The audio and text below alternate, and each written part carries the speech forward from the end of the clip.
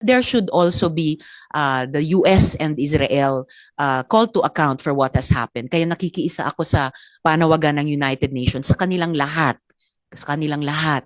Magtigil putukan. There are many resolutions both in the UN, in the International Maritime Organization that has been asking for to pin down, actually to condemn Iran on what has happened.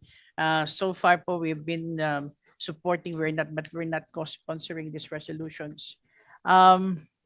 There's one that just a few 2 days ago with the International Maritime Organization, nagsalita po ang ating ambassador sa London, because we need to protect our seafarers, which is the topic of the discussion of the IMO.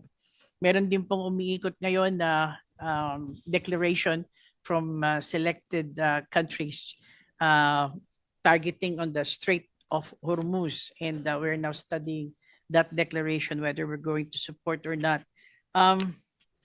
We, of course, yesterday, natanggap po natin yung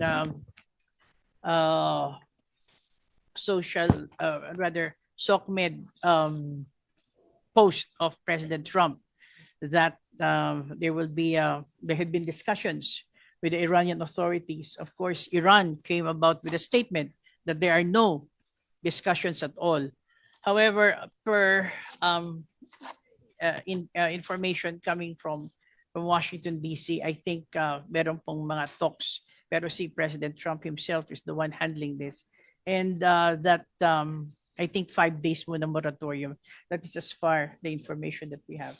Thank you, Your Honor. Thank you for that. We'll go to the Department of Migrant Workers. Mr. Chair, if I may, just a quick yes. observation. Go ahead. Salamat, Mr. Chair. Nagpapasalamat ako kay Secretary Lazaro for that briefing. Just for the record, Mr. Chair, medyo nagulat lang ako dun sa description nung US-Israeli attack against Iran as a US preemptive strike.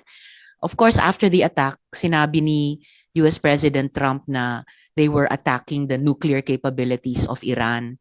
Pero maalala po natin, they already previously attacked Iran for those nuclear capabilities just in June last year. So hindi ko alam kung biglang over 7-8 months lamang na-reassemble yung capacity na yun at yun di umano ang pinipreempt. Mas parang ang na-preempt ay yung at that time ongoing negotiations between the US and Iran, facilitated by Oman in all good faith. So it surprised many, including myself, and it felt more like bad faith to attack in the middle of negotiations. And I'm glad to hear from the Secretary na may resolution condemning Iran on what has happened. I too condemn the widening of the war, the attack on, although US facilities, but the attack on facilities in other Gulf countries. But I hope that sa pag-engage ng bansa natin sa pamamagitan ng DFA sa interpellation o amendment ng resolusyong iyan, that there should also be the US and Israel called to account for what has happened. Kaya nakikiisa ako sa panawagan ng United Nations sa kanilang lahat, magtigil putukan at bumalik sa diplomasya at negosasyon. Salamat, Mr. Chair.